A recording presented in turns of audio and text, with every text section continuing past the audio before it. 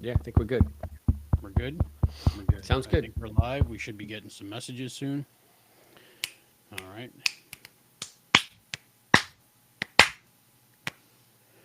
You're a little stuttery again, but maybe that's my signal. No, Okay, we're getting the I'm YouTube okay. thing. No, you're good. You're good. You're good. It was just for a second. I'm all Maybe right. it I'm didn't all like the right. snapping. All right. All right. All right. All right. We are back for a surprise live stream. Anyone who clicked the alert right away. We'll wait for Here some we are. people We're to get live. here. It's not so surprised. Like, didn't we say that we were going to try? So Yeah, but here then we are. Cadet Listen Linda said she wasn't able to make it, so I So think we're that's going to it. cancel because that's a fifth of our audience. That's true. That's true. So, but hopefully she'll see the replay. All right. Let me see. Lauren McGuire and Brandon Williams. Ooh, that sounds familiar. 509, the penultimate episode. Okay. You ready? I'm always ready. Okay, Born let's try to get this done under 3 hours because I got dinner to make. ready. I'm Okay. having chicken. What do you have? I had chicken cutlets. Chicken cutlets? I'm going to have Yeah. chicken cutlets. Okay. Maybe grilled chicken. I don't know. Okay.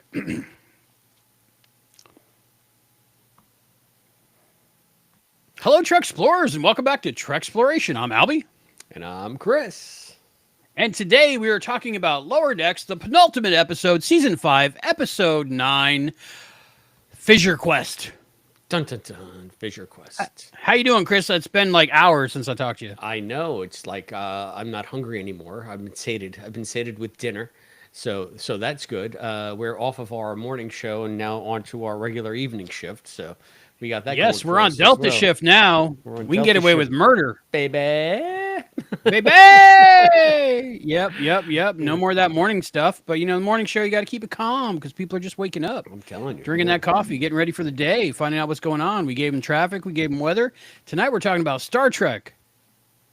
Lower Decks. Yes. Lower decks. Lower decks. Lower Decks. So how was that? How was the dinner? What do you have for dinner again? I made some chicken cutlets. Just run of the mill, breaded, fried chicken cutlets, like olive Fried oil. chicken cutlets. Yeah. Like steak and, not steak and shake, shake and bake. That's it. Um. Yeah, but for real, not chicken bake. Ooh. Do they do chicken Recipe? bake with chicken cutlets? No, it's just okay. You want to know how to make chicken cutlets? Yeah. This is how you make chicken cutlets. And for anybody that's skipped to this one because it's the penultimate episode, and you said, The penultimate I'm going episode. to listen to the to the last one, to season 5, episode 7, season 5, episode 8. After I hear what they have to say about Fissure Quest, but there's some continuity here because this is our second today and our third this weekend. Yeah, we're going nuts. So we're catching up. So you're missing like the whole reason why Albie's asking me about what I had for dinner because we have our own cliffhangers on Trek Exploration, and yeah, you're going out of Exactly. sequence. Sorry, spoilers. I ate, and I made Spoiler. chicken cutlets. So this is how you make chicken cutlets, Albie. You go to the butcher and you get chicken cutlets that are pounded thin. That's what I do. Or you could go to the supermarket and get chicken breasts and then fillet them and pound them, which I've done as well. It's just easier when the butcher does it. Then you make some egg wash, which is a couple eggs in a bowl and some milk, and you whip it up like you make it an omelet. And then you get some breadcrumbs and some grated cheese. Pecorino Romano is nice. Parmesan is nice. You put that together. You put the chicken cutlet in the egg wash. You coat both sides. And then you put the chicken cutlet into the bread and you coat both sides. And then you have a nice hot skillet or pan or whatever you use to fry your cutlets with, a good amount of olive oil in there. You're not going to dunk them in like it's a deep fryer, but you use some olive oil. And then you just cook them each side until they're nice and brown and cooked through. And lather, rinse, repeat. That's how you make chicken cutlets. It's very easy. I haven't had a chicken cutlet since I was a kid, and my mom made them. She had like an electric frying pan thing that she used for like pork chops and chicken cutlets and any kind of cutlet. And I remember that greasy breading, and I loving that flavor. Yeah, I mean, Almost better than the chicken. I You think try the to chicken's an use excuse to eat the outside, right? Yeah, yeah. I mean, the olive oil is good and it keeps it lighter tasting, but you can use heavier oils. It really depends on what you like. I can tell the difference between, say, like a pan grilled or fried chicken cutlet as opposed to like a deep fried chicken cutlet that's been frozen. Mm. You can go to places where you order chicken cutlets and oh, they just dunked this in the fryer Mm-hmm. later. Mm-hmm. And it kind of tastes a little bit like shrimp. It kind of tastes a little bit like potatoes because who knows what the hell else they're cooking in there. But Yeah, I've deep fried steaks before, so of course but you worked at Perkins, right? So you know how to make chicken yeah. cutlets. You don't need me to tell you how to cook, my friend. You were a I cook. don't think we ever had cutlets. No breaded cutlets. No, no, just grilled chicken breast. That's my specialty. I make grilled chicken breast with like a rice pilaf and then mixed vegetables that consist of broccoli, cauliflower, and button mushrooms. And I keep the button mushrooms whole and I boil them all at once. But I got to put them in at different steps along the way because they take different lengths to cook. Yeah. Yep. And I put butter and lemon pepper with them. Oh, Sounds delicious. but the seasoning I use on the chicken breast is like every seasoning I have in the cabinet. I just go nuts. Oh, I And got you. it Okay. turns out great. It turns out great. But Well, no you breading. might I should you eat it might with not breading. know this, but sodium is not a full life. It is to me. Okay. Okay, Curzon. So you notice what I'm Yeah. wearing here? Oh, you're wearing the shirt. I'm wearing the shirt. I love it. It fits. Yep. Did you have to do the stretch thing? I did a little bit because it's brand new out of the package and it's a Yeah. medium and these things tend to run a little smaller. So, Yeah. And did you just wash it in cold and hang dry? I guess. I don't know. yeah, no, I'll I, I'll, I'll handle it. you'll figure it out. You're down. You'll just send it out to the cleaners. That's all. I'm down to clown. You're down the clown. Okay, so today we're talking about season 5, episode 9, Fissure Quest, Lower Decks. Christopher D. Philippus, before we get started, would you be so kind as to read the episode synopsis for us? Oh, this aired on December 12th. It was written by Lauren McGuire and directed by Brandon Williams. Brandon And Williams. this is what that team brought us. The core four are enjoying some downtime when Rutherford's Oculus implant acts up. He says he cannot get it to connect to the Cerritos systems, which is odd enough to probably come into play in the next episode, so let's put a pin in it. What's Planting seeds. more, it shoots a plasma beam that sets Boimler's hair on fire. Mariner remarks that Ruthy needs to be careful. It's the last Boimler they have left. Brad explains to Lynn that he had a transporter clone who subsequently died, but he wonders what adventures his twin, William Boimler, would have been getting up to had he lived. ... Warp out to another dimension where William Boimler, who we viewers know was resurrected and recruited by Section 31, is captain of a Defiant-class ship called the Anaximander. He is charged with tracking down and stopping whoever is creating the interdimensional rifts. His crew includes a team of interdimensional refugees with familiar faces. First Officer T'Pol, Helmsman Curzon Dax, Chief Medical Officer Elam Garak, and his husband, holographic Julian Bashir, and the latest addition to his crew, Harry Kim, who just spilled out of another rift. This Kim joins an ever-growing number of Kims that make up the majority of the crew. Kim is surprised, but T'Pol explains that Starfleet postulates okay, I'll say that again. Kim is surprised, but T'Pol explains that Starfleet postulates that there are an infinite amount of dimensions and that whoever is causing the rifts between them is harming the multiverse at large. As for Captain Boimler, he's had it up to here with alternate universes and their weird rehashes of familiar faces and wants to go back to regular exploring in his home universe. But then they rescue an alternate version of Mariner and he clings to her like a lifeline. This Mariner is an engineer, and she figures out how to finally catch the ship that is making all the rifts. A new rift opens, and out comes an old-style Vulcan ship called the Beagle, helmed by an alternate version of Lily Sloan, of First Contact fame. In her universe, Zeke, or Zeph, as she calls him, created an interdimensional drive, and they explore the multiverse. They stayed elusive as part of their own version of the Prime Directive, not realizing the damage their dimension hopping was doing. But hold that thought. The latest version of Harry Kim is incensed that none of the other multiple Kims ever got promoted past ensign. He takes them all and steals the Beagle, determined to bring them back to his reality where they can finally realize their full potential. Only the mutiny is doomed because the Beagle is damaged. Kim opens a rift despite all warnings and causes some techie reaction that threatens to collapse all realities. William Boimler makes a decision. He directs the crew to use his quantum signature to shunt the destructive energy to a single universe, his own. T'Pol says that will doom that universe to destruction, but William is not so sure. Seeing Mariner again has renewed his faith in his sorely missed friends. If anyone can figure out how to solve the problem, he's sure it's his old friends Tendi, Rutherford, Mariner, and his clone Boimler. Back in the Prime Universe, Brad Boimler receives the warning that William piggybacked onto the energy pulse and freaks the frig out.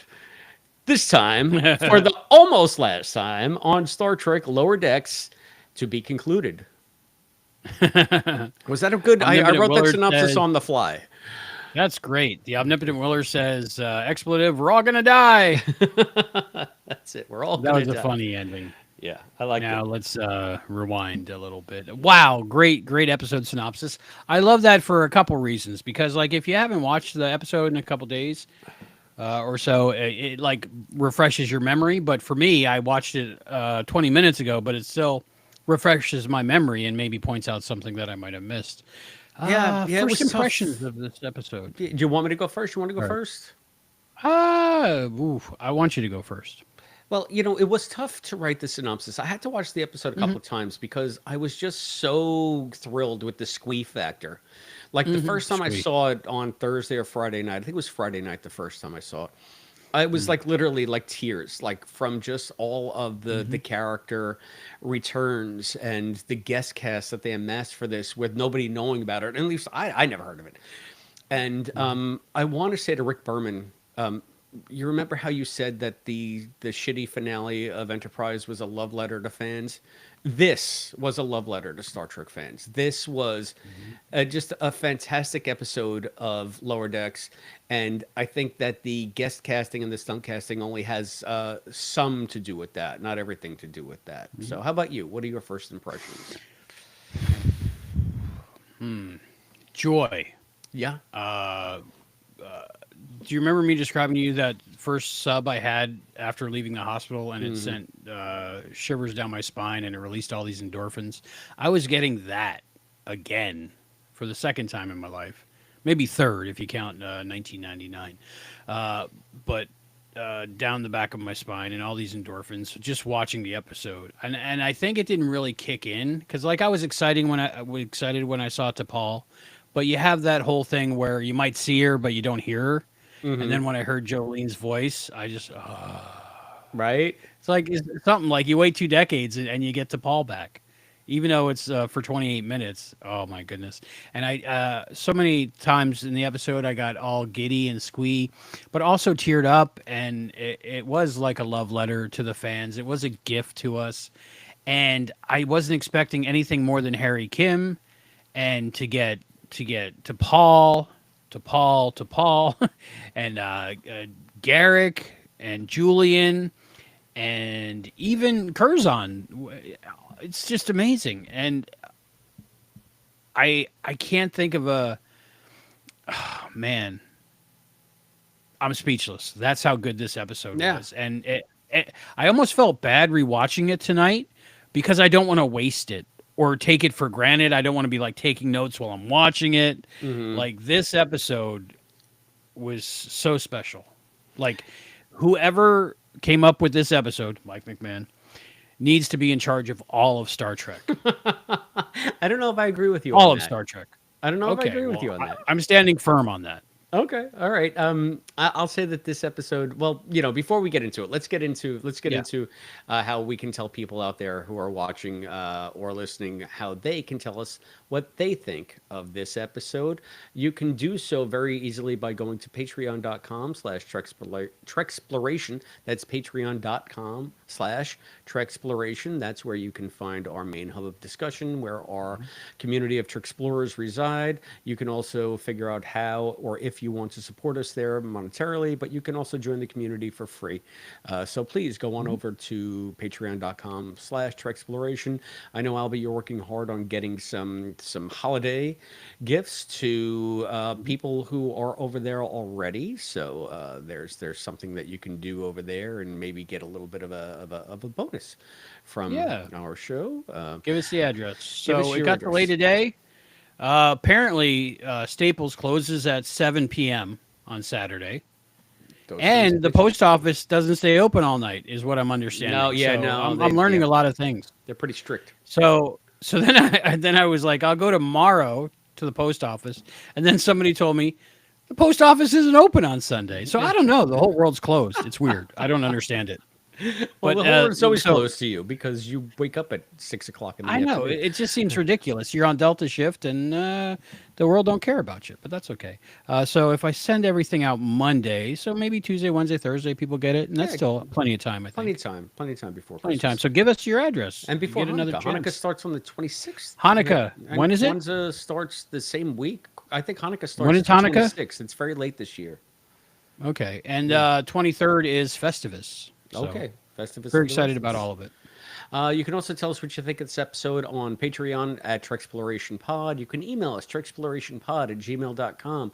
You can get us on Blue Sky. Just search for Trexploration. Blue Sky, You can buy us a smile coffee, at me. buyusacoffee.com/Trexploration. You can support the show as as a show of the love that you have for us and our discussion of this episode. Did I pull that out? I think I pulled that out.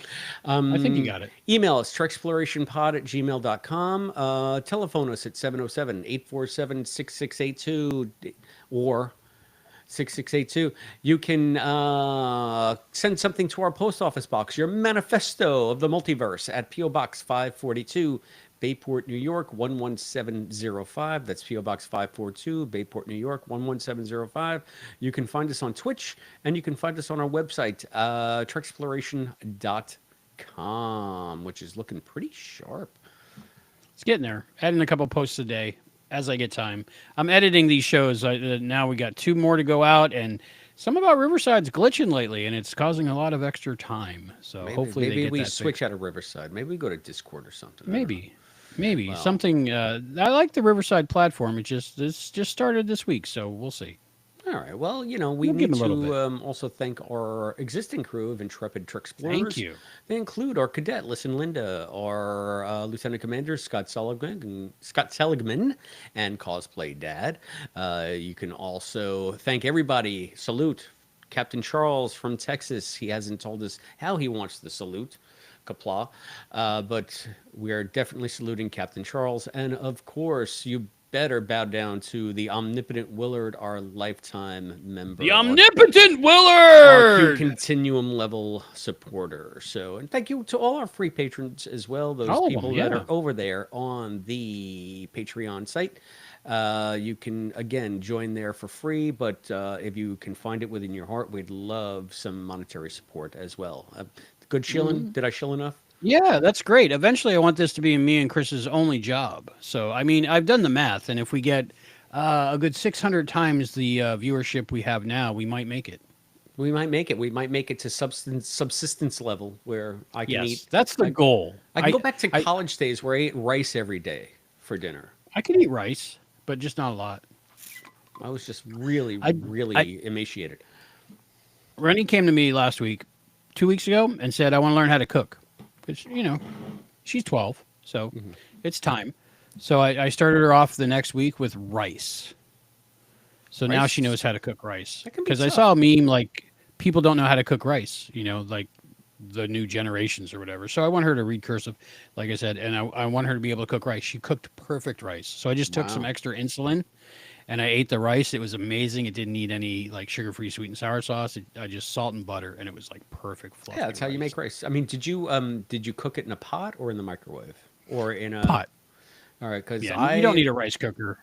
Well, I have a crock pot that also has a Oh. rice setting, so it's just Oh, nice. brainless. You just dump it in and you can walk away.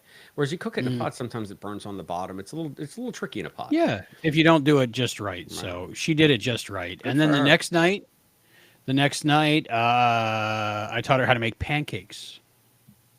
So she made them from scratch. Pancakes. We pulled out the griddle. It's pretty nice. It's about the size of a stovetop, but it folds in half and it comes out an electric griddle, so you can set the temperature perfect 350. And we mixed up the recipe, and she made it all herself, and they came out amazing. Again, more insulin I had to take, I was but going to I say, wanted to try her pancakes. you're having her cook Yeah, so yeah, all we're going in order. carb-based stuff. We're going in order. And then the following night, she made dinner for all of us. She's getting more confident. She made like some vegan turkey cutlets. Those are pretty good, the Gardein ones, with some stuffing and some broccoli. T'Pol would like that. Yeah, T'Pol would like that. You see, she was eating sushi in this episode. Now, was I that think it was California probably roll? yeah, it Or was probably a that... California roll. I noticed the Okay. same exact thing. I said there can't be fish in there, unless in her universe they don't consider fish flesh. Right. Is she our T'Pol? I want to believe she is. No, she's an alternate. Everybody in this is an alternate. The only one that is ours, so to speak, is Brad.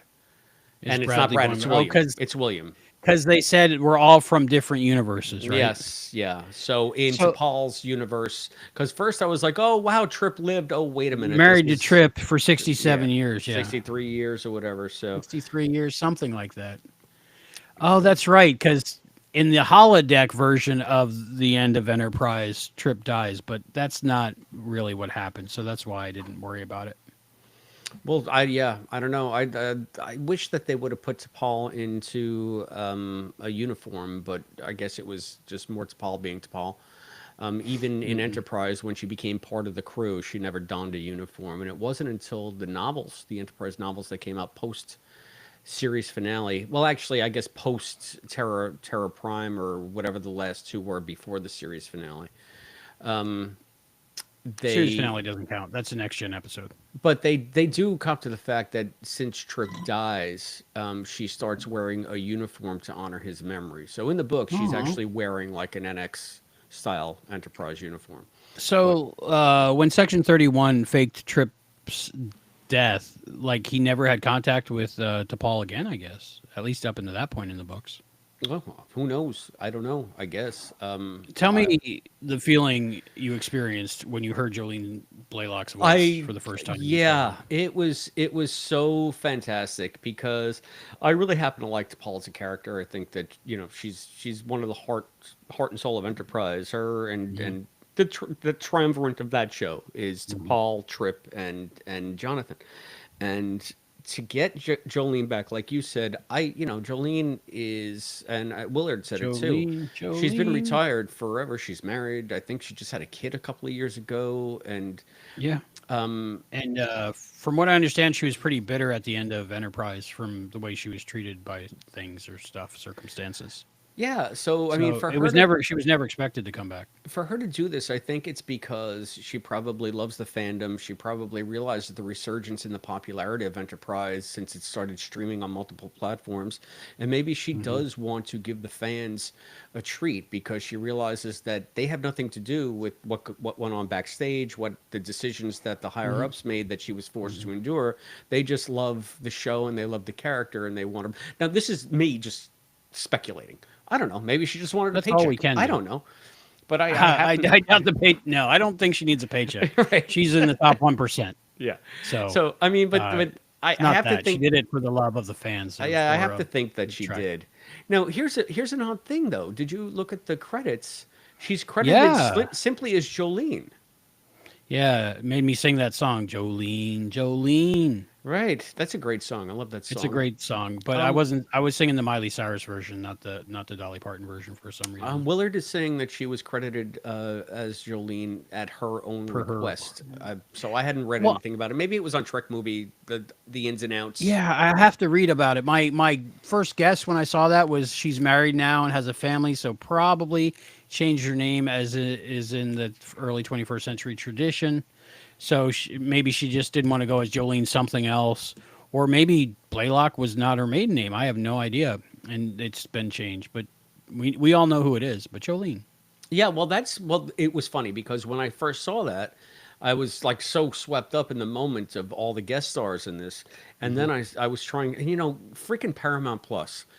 I They'll play hate the that credits they for do like that. 4 seconds, and then they go down into the corner, and you can click on it till the cows Yeah. come home to come back up, and it just goes to the next episode.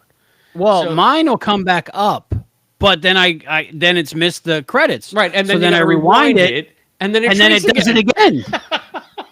They don't understand Star Trek fans. We want to watch So every single credit. We want to know who the director of photography was. We want to know who the assistant to Mr. Boimler is or yes, something. We want to know exactly. everything. So it was just very Ah, frustrating because I saw Jolene, and then I was thinking, all right, I didn't see Blaylock because it's this small on the screen, and then I'm yep. thinking, okay, but was that an impersonator then? Was that really? But then after I watched it again It tonight, I was said her. that is Yeah. 100% Jolene. Close your eyes, it's her. So I have, and she sounds exactly the same. She inhabited the character again perfectly. But I have the huge screen, and it was still hard for me to read it. So, yeah. but I paused it on Andrew Robinson or Andy. I forget what he's credited as. I paused it, and I was able to get up there and read it all. And Julian Bashir's back, of course, as a hologram, but everybody's a variant of themselves. So Exactly, exactly. So yeah, they got Sid back for this. They got Andy back for this. They got Garrett back for this. They got Tawny Garrett back for this. Wang, Oh that's wait, awesome. Tawny didn't go anywhere. They got freaking Alfred Woodard back. That was a shock. Like I was having fangasm watching this episode. And like I heard her voice and I looked at her and I'm like, "Oh, I recognize her." And like about the same time Boimler and Mariner recognized her, but I couldn't like say it or get it out. And then when they said you're Lily and whatever her last name is, Sloan. Sloan, I was like, Just "Oh my my shot here. god, Ah, there we first go. That's better. contact."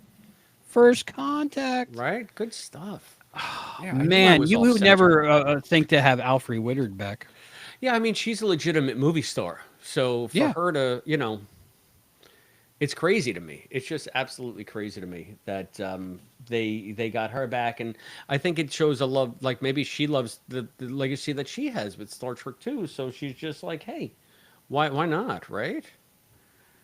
So I think, man, this makes me so sad that the series is not going on for 30 years. Because can you imagine what they could do? I don't know if that would get old, just everyone we love coming back here and there.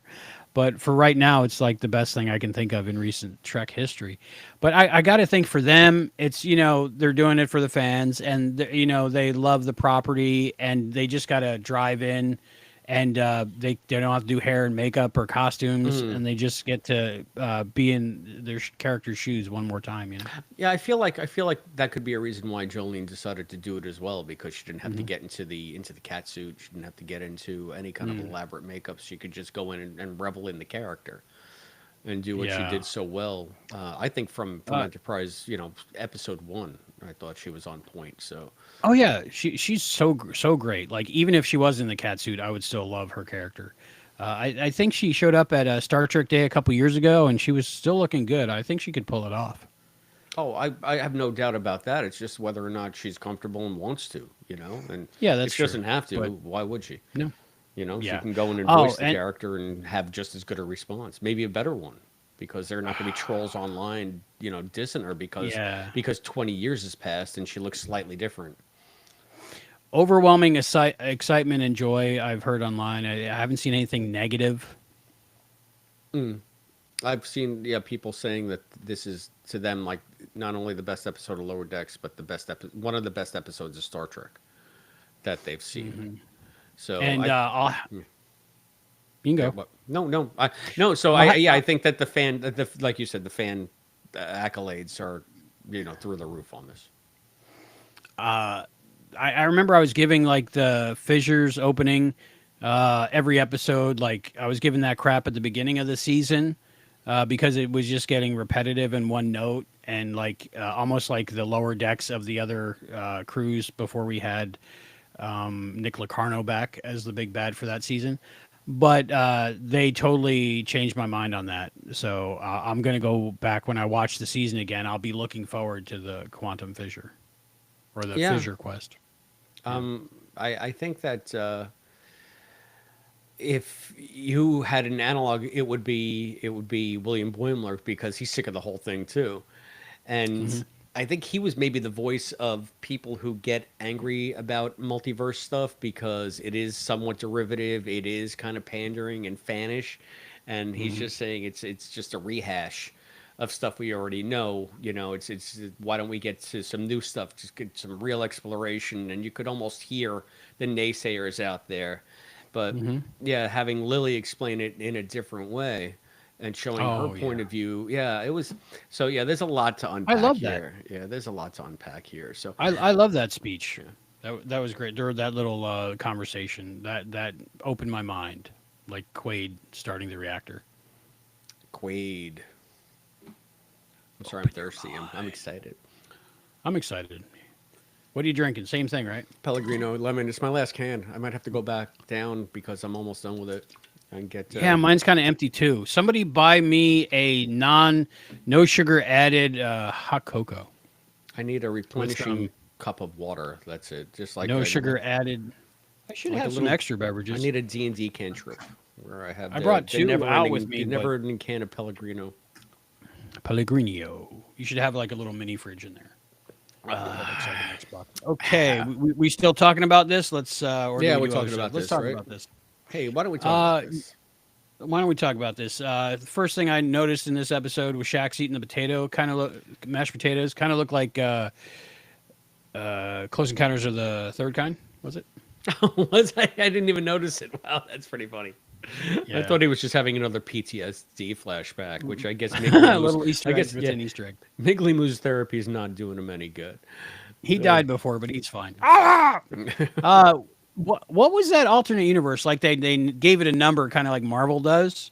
582.76 dash. Was it that a was. 0 and a 1 combined, or is that It, like some kind of it Greek was like it looks alphabet like some I'm kind of not Greek familiar letter, with? and that was just the star date. That was their star date. Oh, that was the So star date? yeah, I thought it was the it was a universe. weird star date. So I guess that's some kind of Mm, quantum star date, so that they quantum can star date. distinguish between universes. I don't know. I mean, I'm sure there's going to be chapter and verse about that. Hmm. Who knows what discussion went into, if any, them creating those? Because I know they're now very strict and stringent on keeping the star dates consecutive, where they were very lax about it in the original series. So Star date Tuesday. yeah, star date. I don't know. Star date, just a random amount of numbers. So So we at first I thought maybe this is like a Carbon Creek situation because I did mention Carbon Creek a couple episodes ago, and like they're sitting around and imagining what it would be like. But I think it really happened because at the end, Boimler, expletive, we're all going to die. yeah, no, and again, you're imagining that Carbon Creek was false, but she brings Again, out the yeah, purse yeah, at the end. Yeah, so yeah. I Well, we I all have a purse in our nightstand. that's true. The same purse that Yeah. was in the story. That's how she built the story. She built the story around that Hmm. purse, which she just found at like a Right, garage sale right. somewhere, and That's invented how a I would grandma do it. story around it.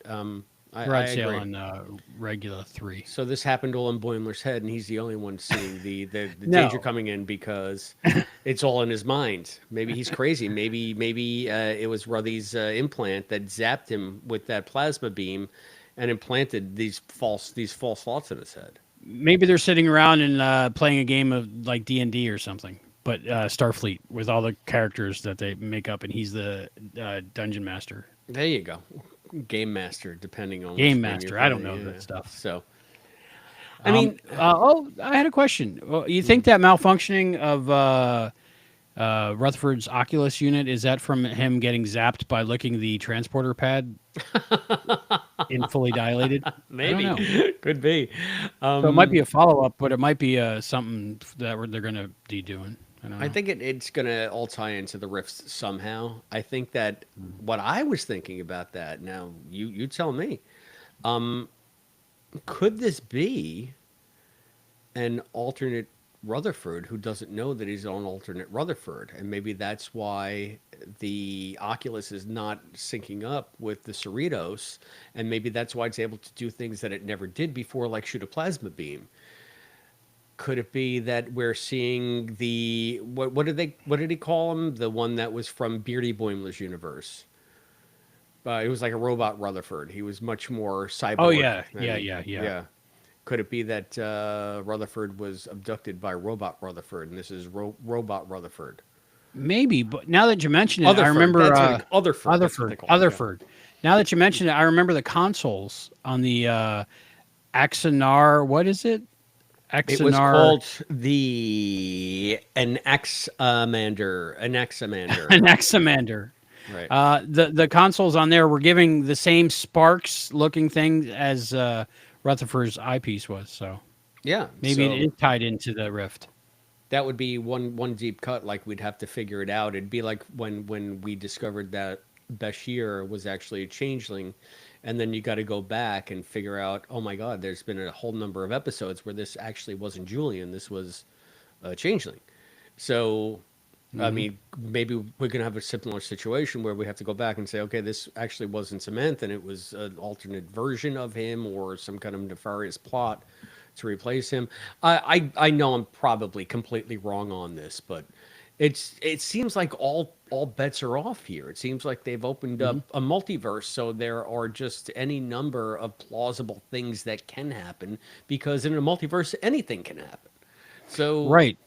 yeah. I'm wondering if like the people who run Star Trek open this idea up because of Section 31, because the Boimler's on a Section 31 ship, or William Boimler, Yeah, uh, yeah, and there's from different multiverses and different times, so maybe that's why we get this strangely assembled crew in this Section 31. Maybe it all makes up, yeah, matches up. yeah. I mean, the fact that they at least had one character that we heard about that we saw tangentially once. Hmm. Curzon, it wasn't complete fan wank. There was some tangential fan wank with Hmm. Curzon, but it was nice to see that when they weren't lauding the past through Enterprise into Poll, they were lauding it mainly through DS9 and aspects of Hmm. DS9 that they never really explored. I mean, why don't we talk about Bashir and Garak? Would you like to? Let's do that after we read this comment because this is pertinent to the conversation. The omnipotent Willard says the Axamander is named for the ancient Greek philosopher who contemplated the origins of the universe. I like that. I did Okay. not know that. Thank you for being Anaximander. omnipotent. Thank you. Yes, I absolutely love seeing Garak back. I'm not a friend of Garak, but I'm friends of Garak. So, and I followed Andy Robinson around in Sadig when they were doing that.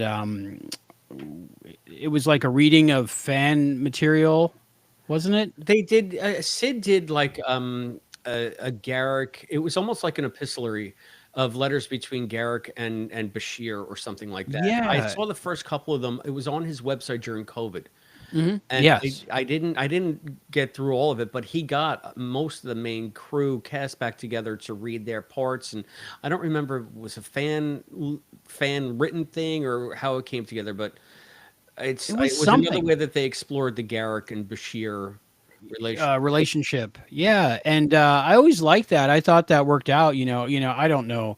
I never guessed at Julian's sexuality, but Garrick and Andy Robinson is famous for saying he played it as he wanted Bashir the whole time. So when you watch it back like that, but Yeah, it's so funny I when I, yeah. Just so we can I maybe enjoyed it. elaborate to the people Yeah, I who haven't seen oh that. This was on famously on What We Leave Behind, which mhm. was Yeah. the DS9 documentary. And Hmm. yeah, I'm sorry to interrupt you, but for No. those that don't know, when they talked to Andy and they asked him how he played Garak, especially the first time Garak met Bashir, because their relationship becomes to be very codependent and weirdly intertwined. And he said, well, the first thing he wanted to do was sleep with him. And then after that, he was intrigued by his intelligence. And it was the first Mm. time that I think anybody had suggested something like that, but apparently that was in Hmm. Andy's mind the entire time. So for them to pick up on that aspect of it in this and have them be like a committed couple, I thought was not only great as an alternate version of each character, but a real nice nod to the way Andy always intended to bring that character to Hmm. life. So, Hmm. And I don't think it changes anything that we've seen already because they all are alternate versions of each other. yeah, exactly. Yeah. So, So, and but they're even saying how implausible it is that they would find each other, two different versions from two different mhm. universes coming together the Maybe way they were they always had. meant to be together. Who knows? I mean, this is obviously not our Julian. Our Julian is probably still No. married to Esri somewhere. Hmm. And Hmm. this is a holograph. This is the hologram version Hmm. that they created in What was Dr. that Bashir, I episode? presume. Dr. Bashir, I presume he got scanned to be the long-term medical hologram. Was that it? Yeah, maybe something like Something like that. that. And then that was that. So that's when he Yeah, got and so that outed. happened in more than one universe. Yeah, I just liked it because, like the powers that be at lower decks at least listen or are fans and listen to the fan community and listen to the actors and their thoughts about their characters because who knows better their characters than the people who inhabit them for years. And So it's also nice where maybe that wasn't even on the page, but it's just an interpretation that Andy brought to it that mhm. is because of the way he played it now seems germane to who the character is, despite what the writers anticipated for the character. You have someone that cares and creates a backstory to flesh that character out in their own mind, so that when they're on screen, they're more believable. Um, Yeah. it's just a fantastic little nuance. What did Andy say in that documentary that he had just come off of playing Liberace, so that's why he I added don't, that to the yeah. character? Oh, maybe I don't I recall think that. so. Yeah. So Okay. yeah. So Scott played Liberace, didn't he? Or he was in a he was in the Liberace movie? Liberace movie. I think it was Michael Douglas Yeah. that played Liberace. Scott had a But small part, but a good part. Scott had a mustache, so I couldn't watch it. Yeah, yeah. He had a '70s porn stash going on in that. Yeah, totally. Yeah. So I really enjoyed that. I enjoyed the relationship on this ship. I enjoyed the back and forth, and those both of those characters seemed like the characters we know, like almost exactly. Of course, things were changed to protect the innocent, but other than that, Yeah, it's also interesting to me is because they all see themselves as being in a transitional period, I guess. It was Garak and Bashir that brought it up, but they're eventually figuring out that they're going to settle down in one of these many universes and live out the rest of their lives. So they seem to know that they're on some finite quest, and once these mhm. fissures or the problem with the fissures is solved, this mission will be over. Who knows what Section 31 might have in store for them then? Do they get set free, or is it just a story they tell themselves? Is it like, George and Lenny going to get the farm with the rabbits? I don't know. So, Good pull. yeah. I hope it doesn't end because for like if this is undone, like for some reason, like in Year of Hell or something, I would be disappointed because I like this crew, all the Kims and everybody on the crew, and I'm hoping like we see Jadzia become the holder of Dax's next Katra. I don't know. We'll have to talk about that too. Yeah. But I like if they wrote a book series on this ship that William Boimler's doing in Section 31, I would pre-order that book and first day be sitting down reading that Oh, book. I feel like IDW has already grabbed up the rights for this. There's going to be some comic books based on this anyway. Yeah. So, If you hear anything in the wind, let me know and I'll order because I can't wait to find out more about these guys. What did yeah. you think about the whole Curzon Dax and then the mind meld a la Star Trek 2, remember? Yeah, I have to say, the Curzon was the most one-note character. Hmm. I feel Very like, Shax like. yeah, very Shax-like, very Klingon, and it was that aspect of Curzon. Again, it's a different Curzon, but still, Right. Not the ladies' man Curzon kind of. right? Not the Odo More the Curzon. warrior. I Right. think, but again, you don't have Renee to bring the character to life, and it was actually Shax was played by Dax, or Dax was played by Shax in this. It was Fred Oh, Tatasciore, was it? yeah, who Oh, I played did not know Dax. that. So. I did not know that. Yeah, he had a double role in this episode. Nice. I Um, like when they do that. I liked Dax the way he was presented here. I guess it was weird to me that they didn't have a Klingon, because it seems like Hmm. it was maybe the only thing missing was a Klingon crew member, but they had a proxy Klingon, and Hmm. I guess Klingons do exist in every universe because I don't know, it's going to be a human war for whatever that comes through, right? When I So, heard that, I couldn't wait for there to be a human wharf, right? and you just see Michael Dorn, maybe like in like Earth clothes that he wears to like a Star Trek convention or something, Yeah, or or even a pilot's outfit that they pull him out of a jet. his like original series or something. I think or his character from Far Beyond the Stars, because that maybe that universe exists somewhere too, and maybe he's like a Oh baseball player wow. on the streets of Chicago in the Yeah. 30s or whatever. Or was it New York? I don't Yeah. remember where it took place, but yeah. Yeah. That brought up a lot of things that I didn't want to think about because I was like, wow, this is part one of a two-parter. Who could they get in part two, the ultimate episode, right? The finale episode of the season at the time, but the series, as we understand it now, like, are we going to get more stunt casting? Is it possible to have more stunt casting? And then my brain went to things like Shatner, Bakula. I don't know, but I don't want to, and of course, Terry Farrell, or even Nicole DeBoer, but I don't want to like be looking forward to things because like this episode it was all a surprise and a shock as I went. If I fantasize too much about what may be, I might just be disappointed by what I see. Yeah, How but do I you mean feel about that's that? what's wonderful Did your about it. brain go there? Well, yeah, my brain started to go weird places. Now it's going even more, like it's popping out even more because we had the whole thing. I thought that mind meld slash Katra passing on of the symbiont by the Dax symbiont is obviously dying. It's not going to have a place to go, and there's no one on the ship that can take it. Plus, it might have been damaged with the Yeah, it was right in the gut. yeah, it was right in the gut. I So think they did right in that the on purpose. pouch, Yeah, right in its slug pouch.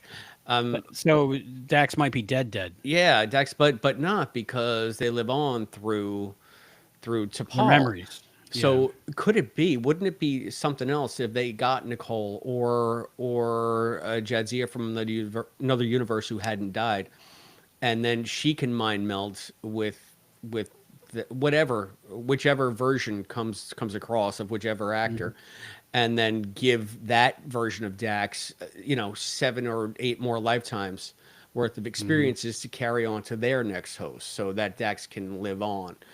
I think that's a fascinating idea. And then if you have all these multiverses with different Trills and different Vulcans and everything, do you become like a multiverse exchange program where you can carry these memories? Can you take a Katra from somebody who's not dying?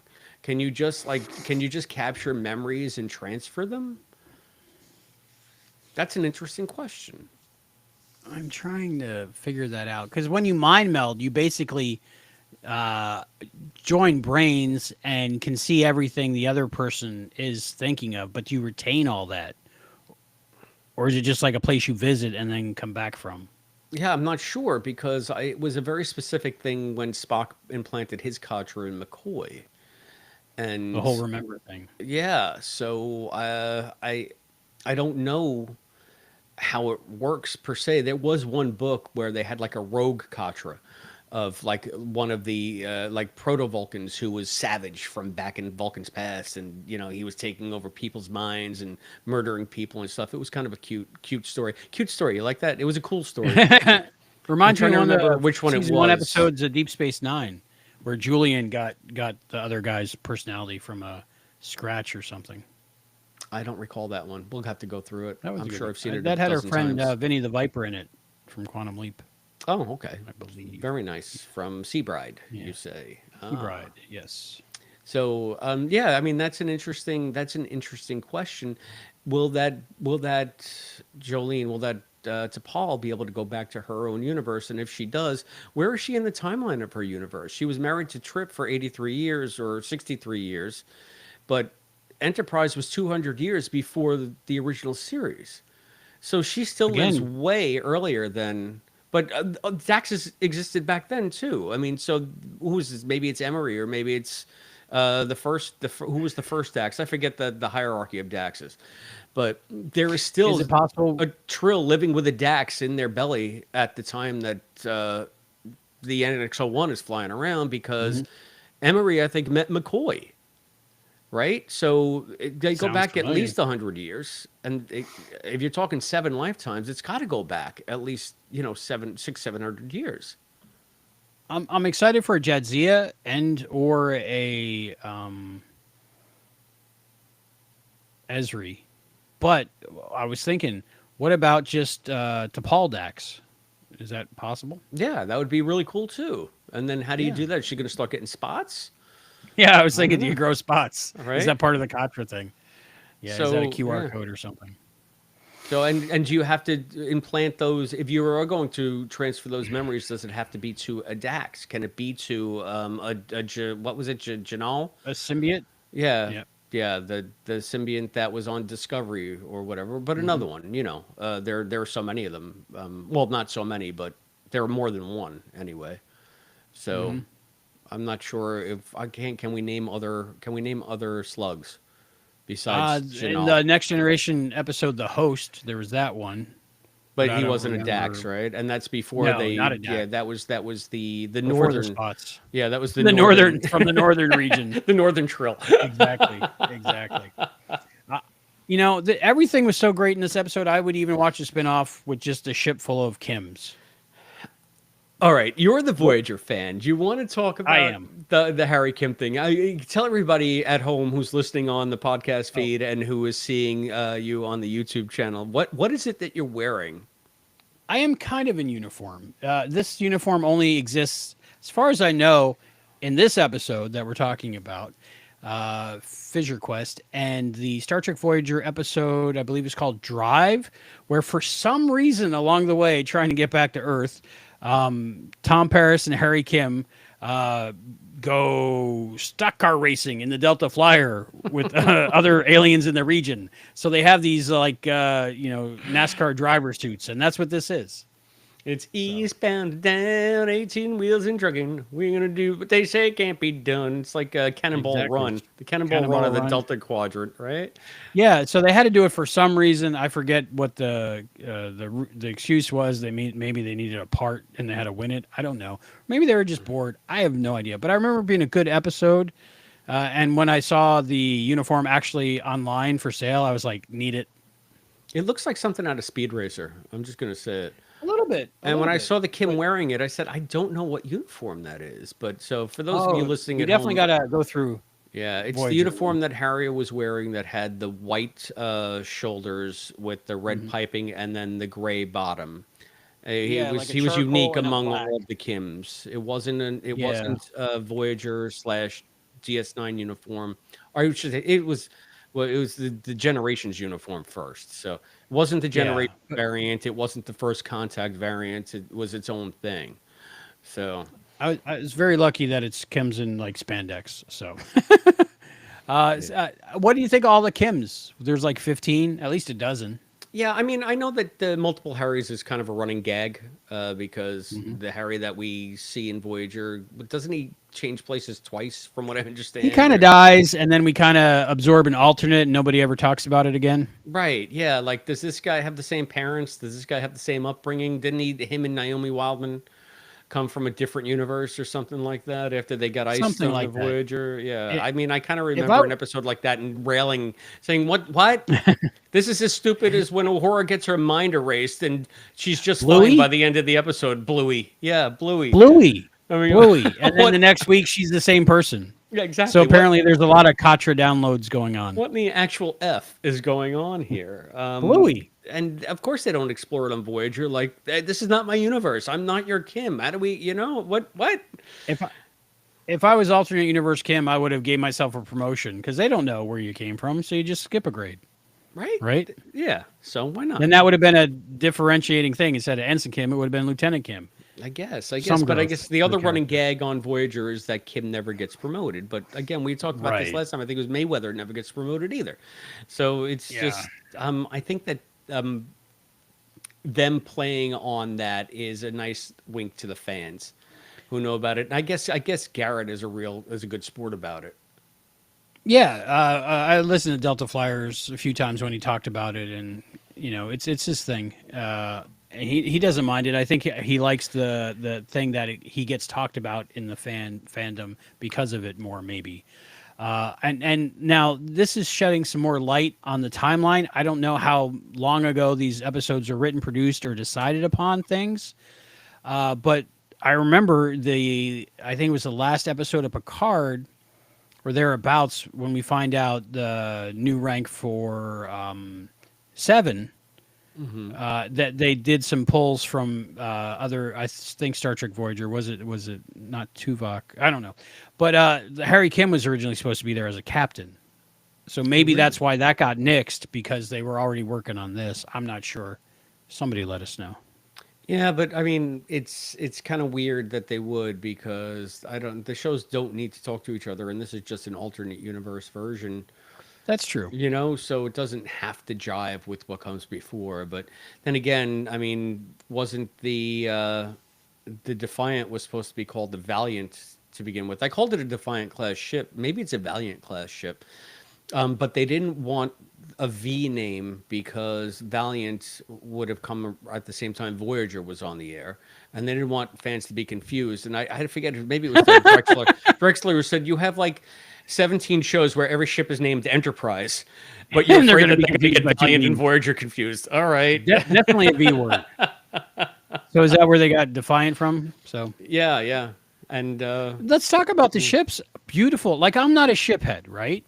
But I appreciate beauty, and we had the interior of basically the Defiant and basically the NX-01 on the interiors. no, I Did don't you think the fanboy about that? NX-01. No, that Like was in the hallways, the corridors, those were definitely NX-01 corridors. I thought it was all Defiant, and I like the fact that this Defiant wasn't as white and shiny as the DS9 Defiant. This one looked like it had been a little bit battle worn, a little bit scarred, and it's nice to know that. I mean, if Section 31 outfitted Boimler, that is from the Prime universe.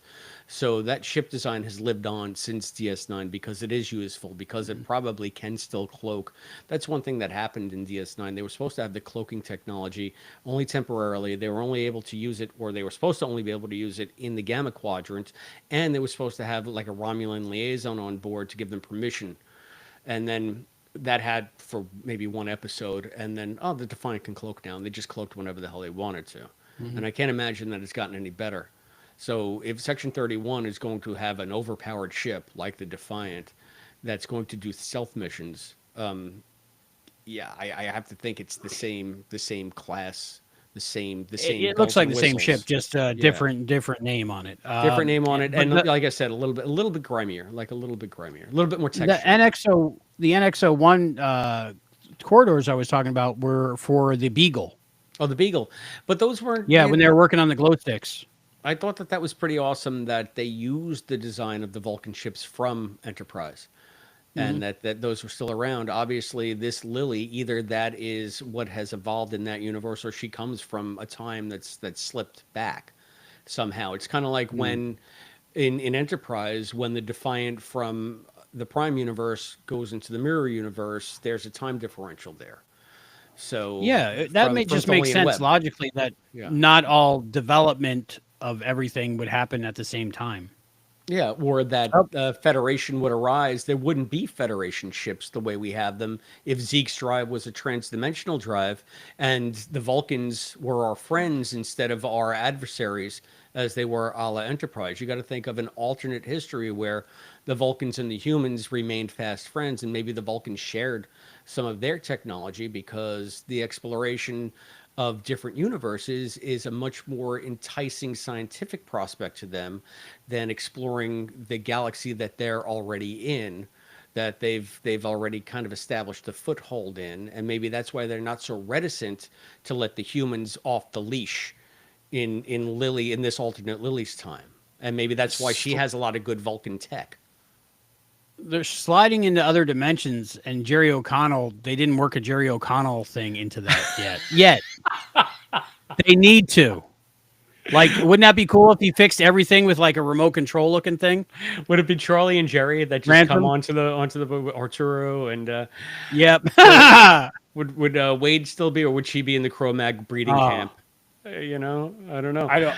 I can't even talk about Wade. Or would it be Carrie, what's her face? Kari Kari Wurr. Kari Wurr will Kari come Wurr. back. I like her. And it will be the Rebecca, can you guy get me Mallory something to who's drink? oh, you've got something to drink. Sorry. Look at you. Yeah, Rebecca, get me something to drink, please. Thank you. Love you. Okay. In this timeline, I have a girlfriend. Oh, good for you. Yeah. Congratulations on that. It's an alternate timeline. It won't exist after we hang up. Oh, all right. Well, then you hang up. No, you hang up. No, you hang up. Right, keep this connection live. There's so much to talk about. I just love seeing the NX-01 uniforms. Those were nice, and one was purple and the rest were blue. Perfect. Yeah, which one was purple? I didn't. I want I to say was so, lilies. I want to say lilies. yeah, I was too busy. But again, variations on a theme. So it was Mhm. cool. Again, the Enterprise love that we're getting this season. Even it was very gratuitous in the Starbase 80 episode. It Starbase makes no sense that 80. they'd be wearing jumpsuits from 200 years Well, ago. just that they had the like hand-me-downs from everything No, was a I hand-me-down. mean I get it, but I mean Yeah. this makes much more sense in like a real universe context, or I guess in multiverse context, because it's a Hmm. different timeline where this again the Federation doesn't exist as we know it. So that's why there are no NX-01s. There are no, maybe that's why again I see a whole thing where First Contact Day was the start of maybe accelerated relationship between them. It's not just 60 years and Warp 5 drive and everything that we saw in Enterprise. I feel like it's a much different dynamic in Yeah. this Lily Sloan's reality. Now, if in Sloane's reality, Lily's reality, they didn't achieve warp drive, so maybe the Vulcans just never stopped in her universe. But she had a Vulcan She had a bulk part of up her on her crew. ship. I love the fact that Yeah, also there are two connotations to Beagle because again an Enterprise callback because of Porthos, but also Porthos right behind me. The Beagle was Darwin's ship when he went to the Galapagos, and that's when he came up with the theory of Ah, evolution.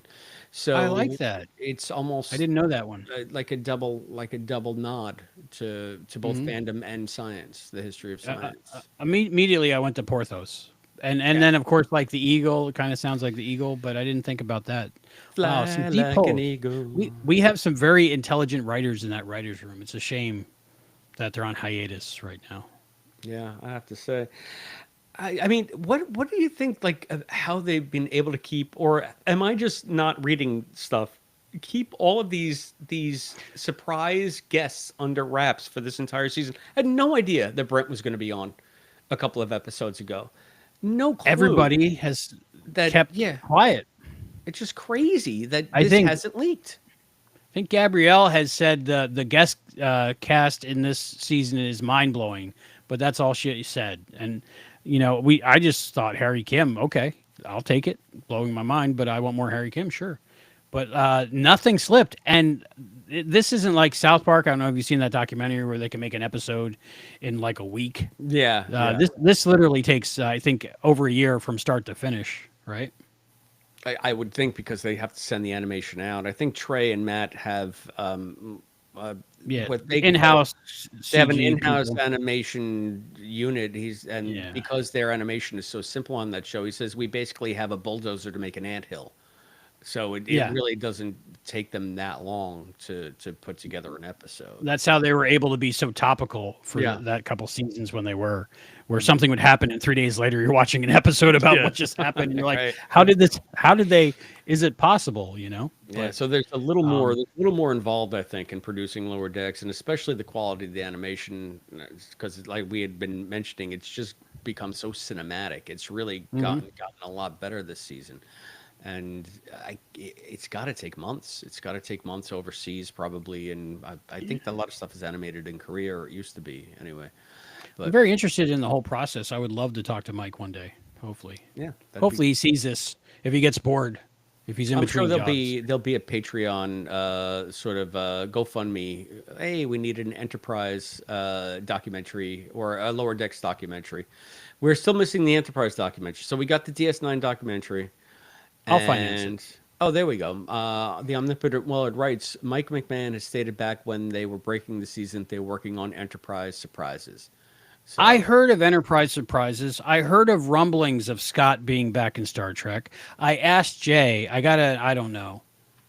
okay, so when Jay tells you I don't know, that's a yes. That means he knows. So maybe Scott will be back next episode. That would I be the mean, ultimate pop. yeah. I mean, but Like, could you imagine Archer? How old would Archer be? Well, times go by back and forth, right? right. So we're talking about Yeah. Yeah. Who knows? It could be Archer, and since it's animated, it can be Archer from any time. Quite frankly. I would love for him to do it. Me too. Me too. I always He thought that wouldn't. they'd have a better chance of getting Dominic or Malcolm. Yeah, the Or shuttle pod who's one boys. why am I blanking on Trip's Malcolm name? Reed Yeah, but Dominic and Trip, Keating and Trip Dominic Keating was and Mal- Connor. and Connor. Connor Connor Trenier. Trenier. Yeah. Yes, we're in our 40s, very late 30s. So that happens. We slow down. We forget things. The omnipotent Willard says, because of that I expected someone, but DePaul was the last one I expected. Yeah, I never thought in my lifetime I would ever see DePaul, or hear more For DePaul. sure. So So that's got to great. be the best part of the episode. It's a wonderful But gift. yeah. So who is on your wish list? Or you don't even want to think about who could be on next week? Oh, well, I mean, okay, so let's just do a rundown, quite frankly. We've already had Kira, we've already had Quark, we've already had Rom, we've already had Lita, we've had Julian and Garak. So Garak.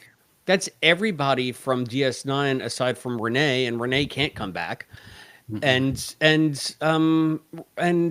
Avery, and Avery won't come back. I don't even know if Avery is Compos Mentos. I don't know if he was Compos Mentos during that Captain's documentary. He seemed like he was in another No, universe. he was high. Yeah. Avery won't come back, right? I But can't. Jolene Blaylock won't come back, and she came back. I guess so. For me, everybody who was anybody on DS9 has made at least some nod of an appearance on Lower Decks, except for maybe Ducat, but he's dead. So Well, multiverse. yeah, multiple. So. So if you want to get Mark back, is Mark still alive? And Mark and Alimo, yeah, I yeah, think he is. and Jake, of course, I'm not omnipotent sure. Willard. He beat me to Yeah, the punch. I mean, I would love to see Jake. Sirach Yeah, coming back Sirach. would be fine. Yeah, I'd love to see I Sirach. love Sirach. Saw him in Vegas. Oh man, like when I saw those actors, I wanted to cry. I was like that guy, like he's right there. And I But went back to, what is it? The episode, The Storyteller, is it? Is that what yeah, it's yeah, called? that's when Oh, Ben is in the alternate dimensions and stuff. yeah, But that's yeah. Tony. Tony is dead too now too. So Tony Todd, yeah. yeah. Never got a chance to meet him. So, but I guess to finish your question, who do you want to see? I feel like all of my favorites from my favorite series have come back, DS9 primarily, and now the only one left is Scott. I mean, Scott, it would be Yeah, nice to see Archer. Anthony Montgomery. Connor and Dominic would be nice too. The That other would be great. members of it, Linda Park, of course. Linda I mean, Park. but Oh, could you yeah, imagine Linda Park and because Scott Bakula Beam aboard? much like when Garak first saw Bashir, the first time Yeah. Chris saw Hoshi, he wanted to sleep with her. Yeah. I just wanted to ask her out to a holodeck date, maybe take her walking along the shores with some Balalaika music playing. Yeah, I guess that'd be great. I just wanted her to teach me how to speak Klingon in Argentina or whatever it is she was teaching them how to speak. Like, Yeah. Linda Park would be great. Linda Park would be great. um, I'd love to see Uh, Linda back, but yeah, no, I mean Scott is the last big Scott. name, and maybe but That would I be the don't- ultimate get. You know who I don't want to see? I don't want to see Bill. I mean, I love Bill, but I don't know what he would do. I don't as see far how that as- would work in, and I think if you're getting Shatner, he's got to be the focus of the episode, not just for his Exactly. ego, So it would be but too for all of us distracting. fans. Yeah, It'd be all of too us fans, distracting. we would want a Kirk episode if we got Kirk. Yeah, I don't know. I just think that it would take the focus off of it'd be like if it's the last episode of Right. LDS, it'd be like sticking Riker in the middle of the episode and making it about Riker. And oh, who would ever oh Exactly. wait, they've already made that mistake. So But I can't see them getting what Mike getting McMahon Bill and crew back. are doing here right now is they're fixing that. Not they can't fix the last episode of Enterprise, but what they're doing is they're not making the same mistake again. They're learning from history, because this, even though it is partially our crew, it's not really our crew. Our crew is just in the beginning and at the end for a few seconds. So the whole episode takes place in an alternate universe with many alternate characters. And if they did that as the last episode, it would be as messed up as what we got from Enterprise. So they didn't make that mistake. Where Enterprise did and should have made that episode the penultimate episode of Enterprise, they made this the penultimate episode of Lower Decks. So good on you, McMahon and crew. Do you think they teed it up though so that they maybe will have them interact the core four in our Prime universe with transporter clone William Boimler? The reason I ask this is because for all of the great guest casting on this, and I know I've been roller coaster with Lower Decks and the characters, but I've really grown to like the relationship between Mariner and Boimler this season. And when he saw her, he clung to her like grim death, like a life raft, like finally something that and it's not even his Mariner, but it's Mariner. And I It's a gotta, piece of home. yeah, and I gotta think like he is a transporter clone of the Brad that we know. So it could very well be our Brad, even though they're It could separate be because they're but both equal. Yeah, they're both They're equal. both So equal. you Yeah. don't know which was the original, which wasn't. They diverged from that point. They're both the original. But this guy went so gung ho onto the Titan and Scott becoming Bakula.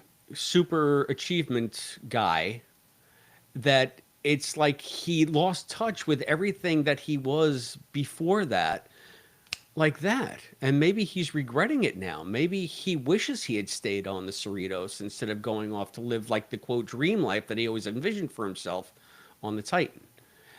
Well, that So, would be lovely but so if. maybe he really misses the fact that he's not a lower decker anymore, that he kind of left that life Mhm. behind so quickly and he regrets it. He has his own command, but he's not with his family, his maid Right. family, his friends, his Yeah, crew, his found family, so his to found speak. family. Yeah. Yeah. Well, part of me thinks one of the uh, consequences of closing the fissure would be everyone returning to their home universe, but that would be sad for Garak and Bashir. Well, they said that they But wanted settled together wherever they wound up. So yeah, maybe so they if they settle in have a this choice, universe. Yeah. but if it's one of those undo things, like if they fix it to where everybody goes back automatically, then we might get William Boimler in our universe, and I could live with two Boimlers on the Cerritos. I don't know. Yeah, I don't know if I see that happening though. I don't think they set that up where it has to be an either or situation. I think they can go Hmm. forward with as long as they fix the rifts or maybe figure a different way to travel between the dimensions that isn't dangerous. Then Hmm.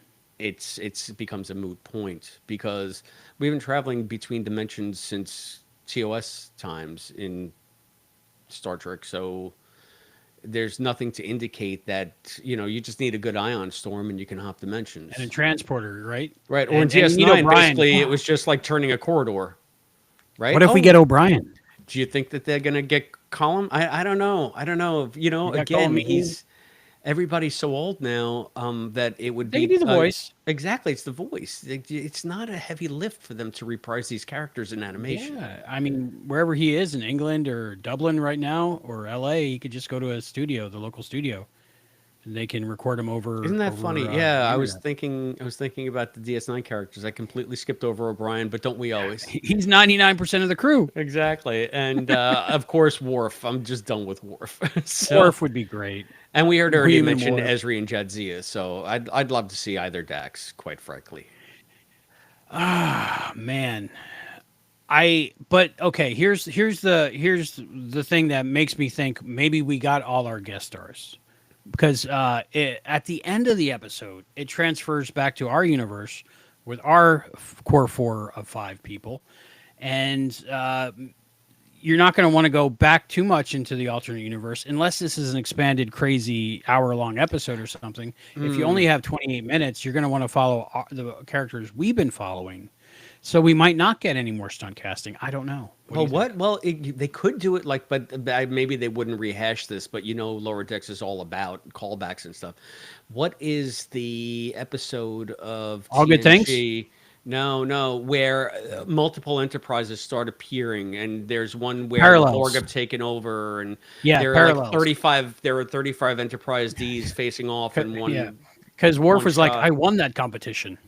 But that was Parallels. I thought that was Yeah, just a Worf parallels. That's where episode. we get red uniform data That's a great episode. And Worf sits down on his bed and he gets a back rub from Deanna and he's like, "Whoa, what's going on?" Right, but is that the same episode where a billion ships appeared at the end and one I of them want to tried to say, destroy the Enterprise because they I wanted to want to say, stay? yeah. Yeah. And Will came back for that one, didn't he? I think saw Will on, or am I imagining that I on don't one know, of the dude. We'll Riker get there when ships? we get there Yeah, on the main. But in I could see it. 2029. Look forward to that. I can see it working that way if they do it so that, all of a sudden a whole bunch of different ships from different universes converge in one spot. All you need is like a screenshot and, oh, look, there's Archer and T'Pol Well, or whatever. for me, it doesn't count unless there's a voice, but all you need is really a sentence or two from each person.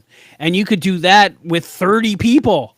Yeah, yeah. So, I mean, And maybe that's why it got canceled because they went way over budget. the possibilities are limitless in that It sense because is. it's animation and all they got to do is draw another likeness and get the permission. So, so yeah, you say, what are you expecting, and do you don't want to be disappointed? But I could see like a situation like that where many universes converge, and we get all different alternate versions of characters that we love interacting together to solve the problem until the walls come back down again and everybody's safe, or the Prime Universe gets destroyed, and that's the end. But we know that's not going to happen because Picard takes place post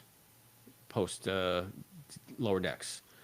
But is the universe is the same because when they transported, was it through time or something? They changed from cartoons to real for Strange New World. So who knows? Yeah, What but that universe was we're in. quote before this, right? So Yeah, both. Yeah, yeah, but so yeah, okay. yeah, so So it would before we still do it would still cleanup, work. is there anything else you want to talk about before we do the things we do? I just want to let you know that sodium is not a full life. As Um, I really did I was doing like that, I was eating popcorn like covered in salt. the way that Jolene played it. I thought was very reminiscent of some of the captain's mess scenes from Enterprise, and it is parallels that has the multiple Enterprises. Thank you, Omnipotent Willard. So Thank you, Omnipotent Willard. yeah, so I mean, to me that was just classic. Because she's just zen about everything. He's trying to get a To rise out of her Paul? because he's more Klingon than Klingon. And Paul's just like, yeah, you're just masking the fact that I'm right, and so you're doubling down. And I, they're That was just great. nice little character moments that they built in. They didn't just get them there to get them there. They actually wrote them as they would act on screen and as the characters that you knew, not just stunt casting, but not just stunt casting for big epic moments, but just like little character moments like that are what kind of cement the episode home as something that you can watch again and again, instead of it just The being friendship. an event. Them admitting friendship at the end of Curzon's life. I really love that. Yeah. And it made me like emotional. And like I had just this was introduced 20 minutes earlier, this relationship between the two of them. So Yeah, yeah, really good writing. good stuff. Really Good good stuff. writing.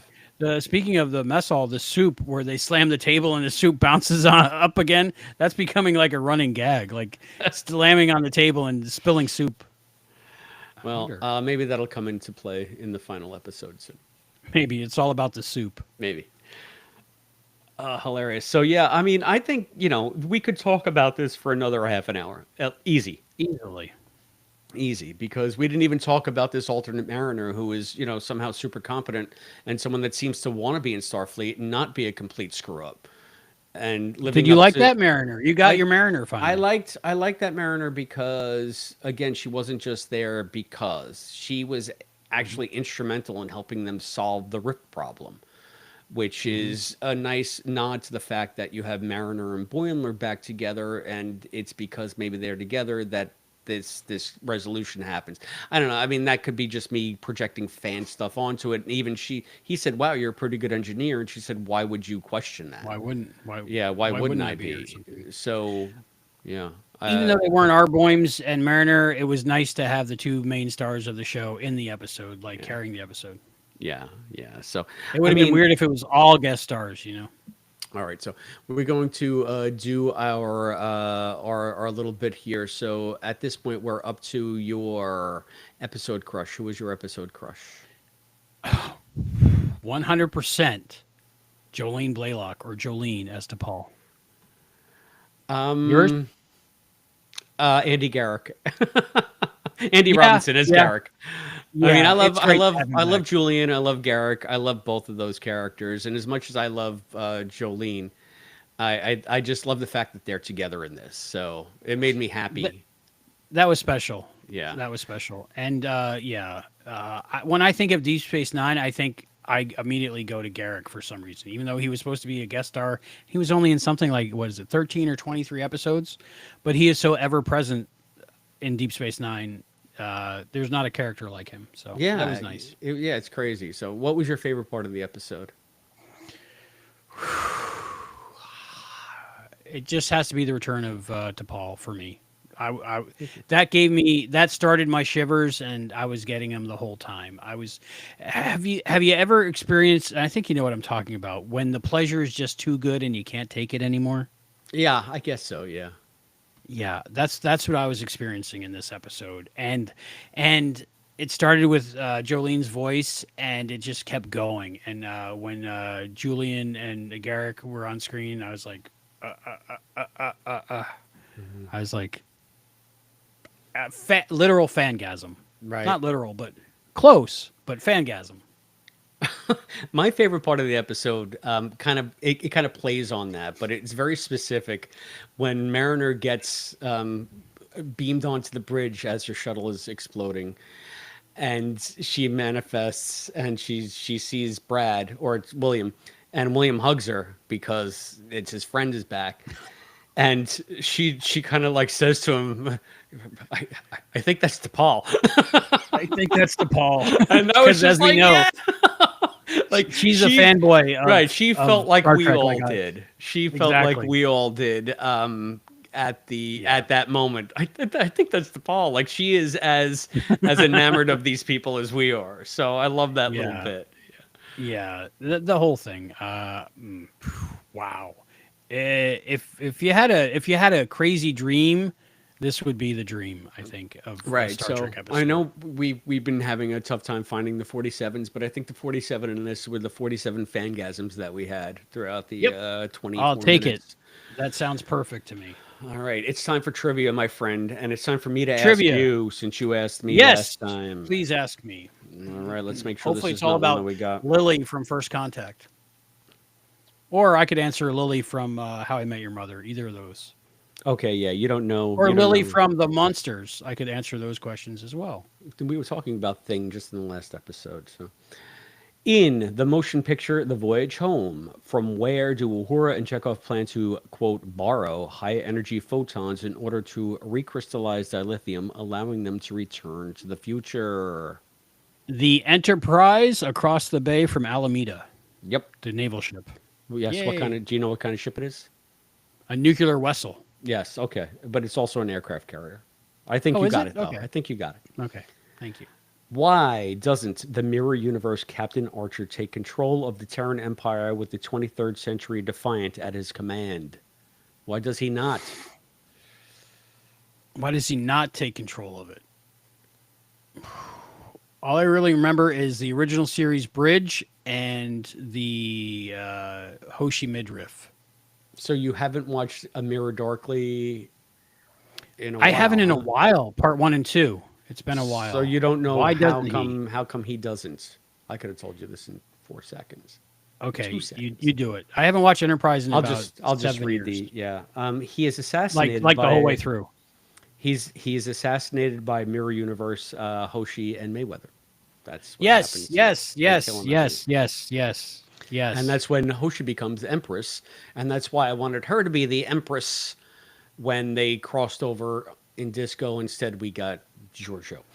Yeah, that was a great ending. That was a great ending. That was a great ending. Now that you mentioned it, I remember it, but I did not get that. No, you got me for 3 questions. I got one right, one wrong. Okay, John Rhys Davies played Leonardo da Vinci in the Voyager episode concerning flight. Name the Yes, recently revived adventure film franchise in which he originally appeared as Salah. Indiana Jones, Raiders of the Lost Ark, Snakes. Indy, why does the floor move? Indy, They're the floor, digging why in does the it wrong move? place. Yeah, that's great. He was good in the Dial of Destiny. Unfortunately, I didn't know the history of the Dial of Destiny, so I was like, "What's going on at the end?" I think But they other than that, it explained was it a great just movie. they explained it fine in the movie. You just fell asleep or something. You're Maybe I just just got to watch it 3 or 4 more yeah, times. you're just sitting too But it was close. cool to see him back in it. He looked good. I love Concerning Flight. I've watched that so many times. He's in I another one too, isn't he? I I've think never he's in seen one it. more. I don't know. I Really? He plays remember Leonardo him. da Vinci? He was in the Young Jules Verne Chronicles. He played Alexander Dumas. I did watch that, and I might have watched it just because he was in that, because, I'm a Sliders fan. Gotcha. He'll always be Otoro to me. What's next, my friend? Trek and Tell. What's your Trek and Tell? Ooh, I have a Trek and Tell. I Do you do have one? too. Who wants to Yes. go first? I guess I can because it's not usual that I Mine, have them. mine is in a box that says it's from Star Trek. Well, oh, it's from Star Trek. There you go. So Yeah, if you like alternate universe stuff, I um, do. I have to say that as great as this is nothing new in Star Trek. If you are a comic book reader, they have so many comic books now where different members of different crews from different casts and shows are together serving on one ship. Just as an example, here is a series that I started reading called Echoes. It's based in the motion picture time, but there Ooh. is one of the like there's a Romulan in it. These like I think there are four. I got four episodes in, but Oh wow. just maybe as a little bit of a spoiler, there is someone from an alternate timeline that kind of invades the motion picture, and it's Ah. called Echoes because it's echoes of alternate realities, alternate things. And if Wow. you liked the fact that there were so many different people from so many different timelines and different franchises on one bridge, look no further than the Star Trek Annual. I mean, they have everybody under the sun in this, and it's basically a ship that was built by Scotty, and they have Beverly is on it, and Worf is on it, and Tom Wow. Paris is on it, and Cisco is Oh. on it, and Scotty is on it, And I, and I think I see Guinan right there. they do a lot of like neat stuff like this. The only thing that makes the show, and this is always fun. They're always a varying quality in the sense of like storytelling. Comic books can Hmm. vary. Some are better than others. Some writers are better than others. Some art is better Hmm. than others. But Yeah, with anything, any medium. but it's always like a cool what if. What made this episode of Lower Deck stand out, because this is nothing new, as I said. What made this Hmm. stand out is the fact that they got the guest cast back, that we heard the people voicing the characters who actually played the characters. So it brings a level of authenticity to something that is, by by definition, a pretty rote convention when it comes Hmm. to Star Trek comics. So, but Right. that's my Trek and tell. Yeah, If you like stuff like this, you can find many, I many Star Trek do. comics that do that kind of thing. You'll have to give me the list or links, or is there a collection yet No, of yeah, that well, it's all, I storyline? don't know. You just look on IDW's website. It's all Okay. IDW, and that's why I said IDW probably snapped up the rights to do more adventures of this version of Yeah, William I'd Boimler's have to ship. say that I would read it and enjoy it, but it wouldn't be real for me like it was with the voices. So yeah. Exactly, exactly. So one is more of a mental exercise and like just good, clean fun, and another is Mhm. just like a seminal moment in Star Trek history, where you're just like Yeah, so blown away that you can't, you're speechless. I you know I haven't gotten this feeling. Now this is crazy. This is a long, long time watching Star Trek because I love my Star Trek, but I haven't gotten this feeling since. Well, I'll tell you the two times I did before. The first one was yesterday's Enterprise when Tasha came back. I Mm. think in real time while I was watching Next Gen, I was still mourning the loss of Tasha Yar. So when she came back for that episode, like I got emotional, literal emotional. I remember sitting there crying, joy and sadness at the same time. And then the next time that happened for me was when the Next Generation crew reunited on the Enterprise D at the end of Picard. Mm. Mm. I can see that. Yeah. A- And then the third time this happened was Jolene Blaylock being coming back Yeah. because the Enterprise crew is real to me. Damn it. And yeah, and it doesn't have to be a big thing. I remember getting like super choked up at the beginning of season 4 of Disco when they christened the new Archer space dock in Starfleet headquarters, and they played the Archer theme, and just like 4 strains of the Archer theme had me like breaking out in tears, because again, it cops to the fact that it's one giant universe and these characters exist within That's that why I'm universe saying that we're watching. Yeah. if they got Scott back for the last episode, could you imagine? I would love it. And like I said, I mean, nothing against Bill. I think it would have to be about Bill, but Scott is a big enough name in Star Trek where everybody who's watching is going to know who he is, but not a distracting presence. So, Right. He would fit right in, and yet right. Fangasm number 2. Yeah, exactly. And then we have our whole crossover fangasm going there too. So, Yeah. and his first Yeah, officer if would he be was on Only Murders in the Building, he can be on lower decks, right. right? And his first officer on his ship is going to be Raymond Lee. Oh, I would love it. I couldn't get him back for the last episode of Quantum Leap. I tried. I tried to get him back, literally. Who, I was Raymond like, or Scott? Scott. Oh, okay. They wanted him back. I was talking to Jay. It didn't happen. It's all right. I mean, listen, he's told us Yeah. everything that he has to tell us about quantum. Yeah, but they left open a part where he could be in if he wanted to be, but it didn't work out. Okay, since this is such a special episode, I don't know if people are avid viewers of our show have been watching this. Let's see. Ooh, I'll put this on. The Omnipotent Willard says, not to disparage Shatner, but Scott is a team player. Exactly. I think so. Exactly. And I think the hard feelings over the last episode of Enterprise have probably faded over the years, and the good memories remain, hopefully. Oh, and Willard also says, wait, before you go on, because I have to take issue with something you said, Hoshi would have been long dead by Discovery, is what he wrote, if you can pop that up. I have retconned that in my head, Willard. Ooh, explain. Well, I don't understand why they don't do this as a matter of course, and why everybody in the Federation isn't immortal. They use the transporter as a reset mechanism for everything until they were told you can't do that anymore. So in Rascals they did it. In the one where they all turn old they did it. In so many instances they use so if you have Hoshi's pattern in the Defiance pattern buffer, technically you can beam her every morning to the place she was the day before. And so it's basically an immortality machine. And I can't see the Terran Empire not taking advantage of that technology for that express purpose, to keep continuity of the dictatorship, to keep continuity of the oppression, and keep that one person in power who is only concerned on keeping a boot on the neck of everybody else around them. So that's how I solved that. I like it. Anyway. I'll take it. And she's pretty. She's pretty. She's pretty. So since this was such a special episode of Star Trek, I'm going to open one of my most special things that I've ordered from StarTrek.com. It is one of my other crushes. I'm very one note, aren't I?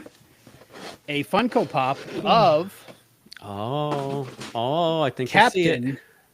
Captain 7 of 9. Ah, how nice. From Star Trek Picard. She's still got the tech on her face and everything. Oh, yeah. That makes her 7. It's weird when she doesn't have it, when they have to cloak it and such. Yeah. Look at that. Captain 7 of 9.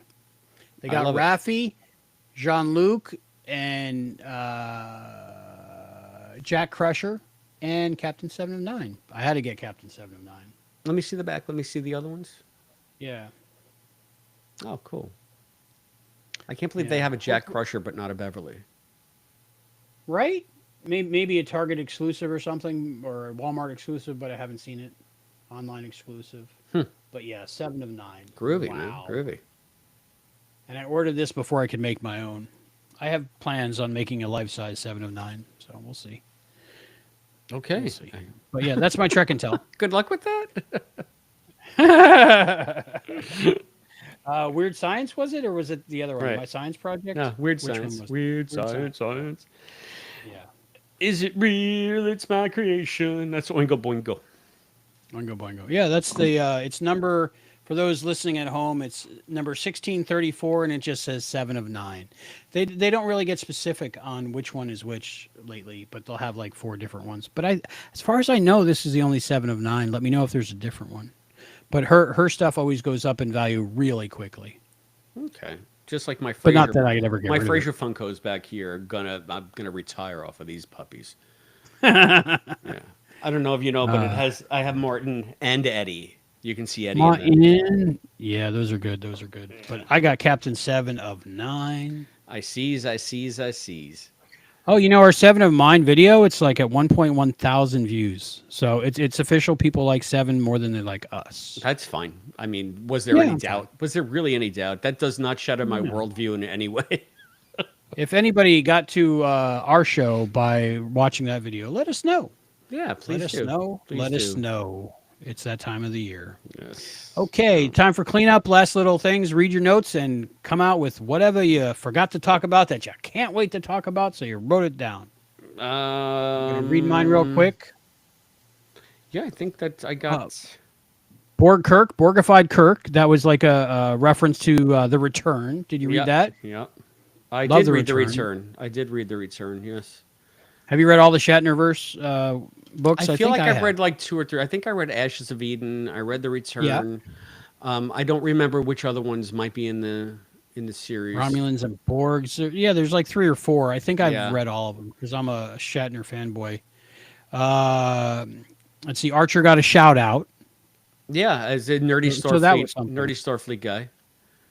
Yeah, And which is perfect. yeah, Apparently, it's the this haircut. It's Mariners. the haircut. That's why it's so Yeah. nerdy. This Mariners guy. The yellow shirt Mariner from that alternate universe uh, talked about her Boimler wears a leather jacket everywhere and even wears it to bed. Yeah, So what was that about? for me, I think that might have been a reference to Picard when he wore that like velour leather jacket everywhere. Yeah, that But was did he pretty wear it to sweet. bed? I don't know. But yeah, I You have guess one of those though. You wore it when we not worked the Penny. Picard one. Well, you have Well, the I have the Picard one, but not the Next Generation Picard one. right, I've always wanted that not the one. gray one. You have the or it was a red jacket and he had a gray shirt underneath it, a Yeah, gray tunic. that's Yeah, always been on my list. I've had it in my cart a couple times.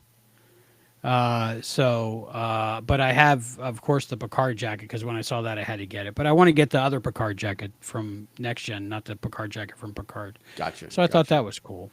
Pretty sharp, pretty Ah, sharp. maybe they're wearing the leather jacket. Maybe that was a reference to Picard when they're laying in the bunk beds and they still have their leather jackets on. Maybe, Sure. but they didn't have Okay. pajamas. To be fair. Well, maybe it was just a gag. Um, Maybe it was for LAFFS. It works. I thought it was interesting that the because of the different times and dimensions, realities meshing, that we had like an NX-01 looking ship, but it had the TNG looking LCARs on it. So that was like a nice mashup, I thought. Again, it was just a Defiant class. You were seeing things that weren't there, but that's good. That's fine. Probably, yeah. So Jolene, Yeah. Jolene, Jolene. I Jolene can for tell the you win. this: the bridge was the layout of the Defiant, with the central dais and sort of the more narrow look to it and all that. Okay, maybe I'm thinking of the bridge of the Beagle that looked more like the NX-01. I don't know what I'm thinking about. Yeah, I don't know. I don't know. I'd Okay. have to It's watch been it a again. whole I'm not saying, hour yeah, I'm not and a saying half you're since I wrong. watched it. I don't think that I was paying attention to that detail to the Beagle. So you could be right. You may be right. I may be crazy. I'd be crazy. It might just be a lunatic you're looking for. Mm-hmm. Okay, so final thoughts and ratings. I think we're there. Yeah, I mean, I'll go first. What's Sure. there to say? Final thoughts. This was a fantastic episode of Star Trek. Fantastic episode of Lower Decks. Maybe my favorite episode of Lower Decks. I think that the character stuff was all there. It wasn't just stunt casting for the sake of stunt casting. It did a great job of bringing the whole theme of this season together and tying it into the Prime universe in a way that is interesting for the continuation of the story we've been watching, but also adds so much to the fans and is really, like I said, that love letter to fandom where they're going to say, oh, you love this, right? Wait to see this. And, oh, wait, here, look over here. And oh, look at that. And oh, you're not done yet. Here we go. I'm going to get you this too.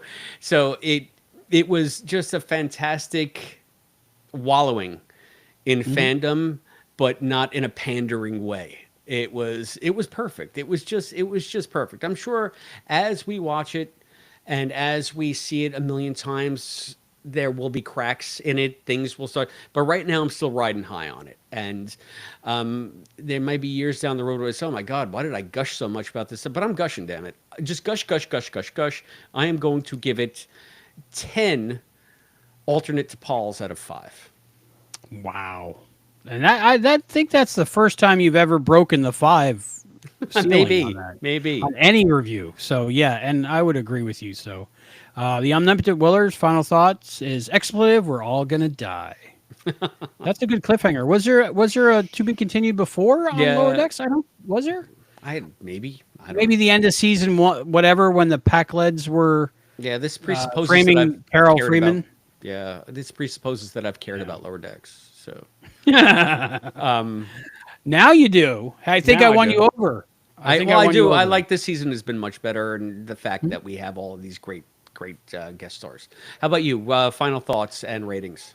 Fangasm, joy, pleasure. I feel like if some program went into my brain and wanted to give me exactly what I wanted, this is it. And I appreciate it so much. New Trek, I've been disappointed more times than I've been impressed, but I've always been a fanboy of Lower Decks, and I think this vindicates me out of anything. The Vindicator. But I couldn't imagine a better episode, and it almost makes me scared for next week because I don't think anything could be this good. Although it's a two-parter. Maybe the whole thing's this good. Yeah. Can you live up to it? It now. So I'm looking to Star Trek Section 31 and Starfleet Academy, and I'm like, well, they do have Robert Picardo, but they won't have T'Pol. But man, the best episode of Lower Decks, bar none. The best episode of Star Trek I've seen in a long time, and one that made me emotional and glad to be a Star Trek fan.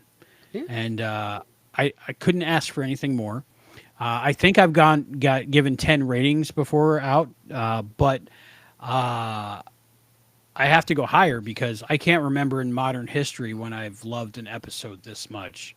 So I'm gonna much like what's their name? Spinal Tap. I'm gonna take it to 11, and I'm gonna say I'm gonna give this episode.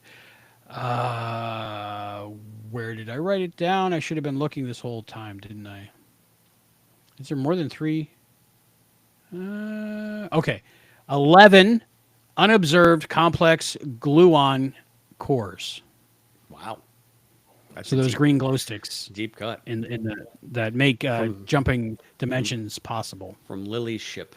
From the Beagle. Yep, from Lily's ship. 11. I'm going to give it an 11. And I'm reserving that 11. I'm hanging that 11 on the stage, on the wall, like those sports people do. Yeah, you're going to crank it up there to... Yep. There's no more 11s. Perpetuity. This gets the 11. This is my 111, and it gets my 11. I feel like that once we get to Picard season 3, when they're back on the bridge I think the 11 might have a second 11. Maybe. There might be a second 11. We'll see. Maybe. Yeah. We still got to interview that lady that designed that. Things to do. But yeah, I couldn't wait to talk about this episode. It was so difficult to talk about the other episodes, and it actually made my scores for the last 2 episodes go down a little bit because I was excited about Data's head. I was happy. I got Data's head. But we got so much more with this. I think we did. We had remarkable restraint because having fallen behind and then recording these 3 episodes in 2 days to get to have to wait to get to this one without crossing the timeline, so to speak. We might have alluded to it obliquely, but I don't think that we had any real faux pas. So I'm proud of us. I'm proud of us. We're good. We're awesome. This episode was so good, it made us do 3 episodes, probably a good 6-8 hours total, with pre-production and stuff. in 2 days. So, Right. yay. We finally caught up. We're caught up. We're caught up. This was the Until episode next that make time. us say, "Hey, idiots, get on the ball, Hey, idiots. get on the Yeah, stick." right? Right. So Because I think the internet's exploded. So hopefully they're still exploding a little bit and some people will check us out. yeah, that'll be awesome. That'll be awesome. And That'd be yeah, I awesome. mean, we want to know what you thought of this episode and how many stars you give it out of 5, or how many silly objects. Please do so at our Patreon site. That's patreon.com/Trexploration. You can shoot us a message on the gram at Trexploration Pod. You can hit us upon the Blue Skies. I don't know where Blue we're there. Just look up skies, smiley. Trexploration on Blue Skies. You can find us on TikTok doing the floss Sometimes. dance at Trexploration. You can email us trexplorationpod@gmail.com. You can get us on the blower at 707-847-6682. Leave a message there. Tell us what you mean, what you think. You can also send us a letter, P.O. Box 542, Bayport, New York 11705. You can send me a diagram of all of the universes and timelines and how they intersect. It'll look kind of like Smith's or whatever his name ship is from the Temporal Cold Wars, right? Temporal Cold Wars. Just remember that any of the comments that you leave will more than likely be shared here on a future episode of Trexploration. And speaking of future episodes, Albie, what's coming up next? What is the Oh, name of the next episode? Let me check this out. it's It it's is it, called The New Next Generation, Season 5, Episode 10 of Lower Decks, series finale. Say it's not so. it is unfortunately. All good things, Chris. I suppose, and lower decks too. The New Next Generation. Part of me is afraid they're going to do some kind of like fast forward crap like they did with Discovery. And we see when they're like all on the ship together on the bridge and in the Wouldn't future and wouldn't their you like that? captains and stuff. I would kind of like that. Maybe, but I don't want. Well, you know what? They did it with Futurama. They ended Futurama beautifully, but they also came back, and it took place before the end of Futurama, right? I guess, yeah. I don't really recall. It's been so long since I saw Futurama. But Yeah. and I haven't seen any of the new Hulu ones. But we're getting You off see, topic. saw the rubber ducky ones, didn't you? No, No. Okay. You watch it. no. It's good. It's good stuff. I Yeah, printed out a maybe. bender. Yeah, I saw it. That was cool. That was cool. That was cool. Yeah. So, what are your thoughts on this? I know nothing. Do we have an episode description? I don't I know. have no idea. I have no I idea try not what to it's look. about, and I don't want to look. And this might be one of Yeah. the few times when I stay up until like 3 a.m. so that I can watch it as it premieres.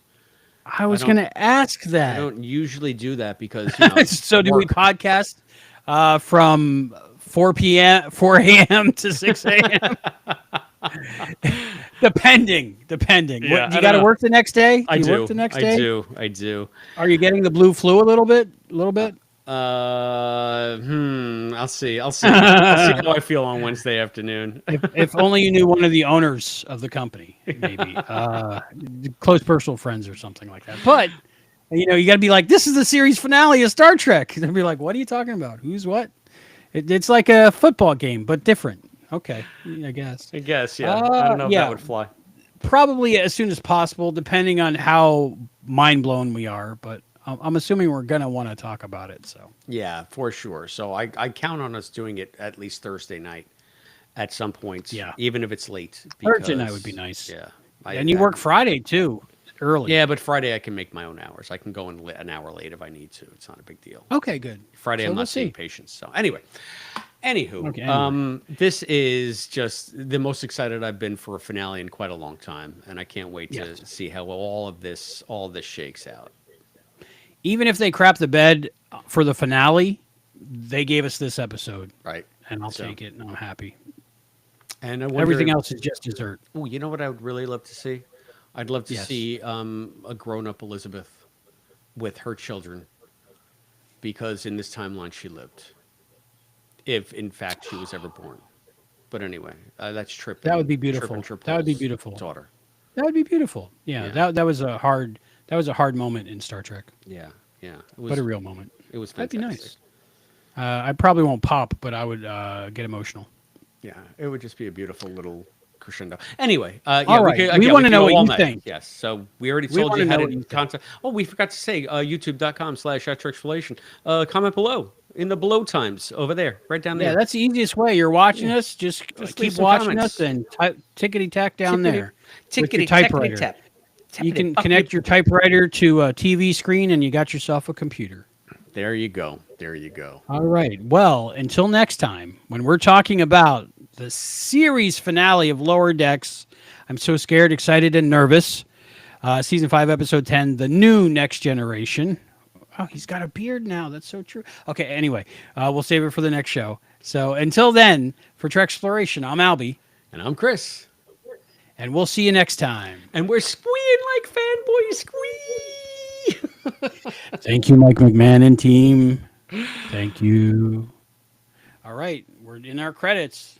Thank you, the omnipotent Willard and everyone who joined us. Yes, thank you guys. That was great. Sorry, we're trying to do way too many in too short a time, so we're doing truncated, or at least trying to do truncated. Yeah, We got under 2 hours this time. We'll We take do have more the calls captain's table coming up.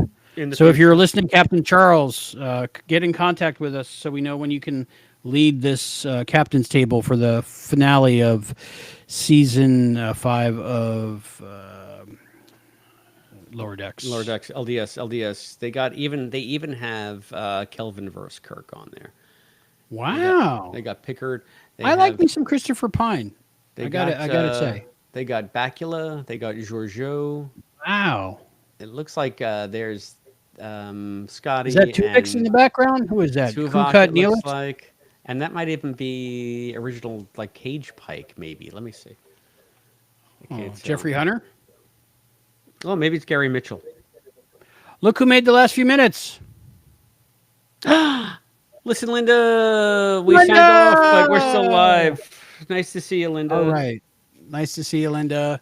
Definitely after I hit stop, rewind, and watch again. And you were missed, but thank you for coming along for the next one. Hopefully, you'll be here for the captain's table, hosted by, this is just for the live listeners right now, hosted by Captain Charles, and we'll be there as well. And it'll be as many people as we can fit in this window, just talking about I guess Lower Lower Decks. Decks. Yeah. Yeah, Lower Decks. So that's coming soon. So it's all about availability, but we're going to check with our captain and Coming get back soon to to y'all. a YouTube near you. Yes. Okay, everybody, bye. Good night, everybody. Good night. Live long, Latest- prosper. Latest skaters. Latest Gators. In a while, crocodile. See you next time on the next show.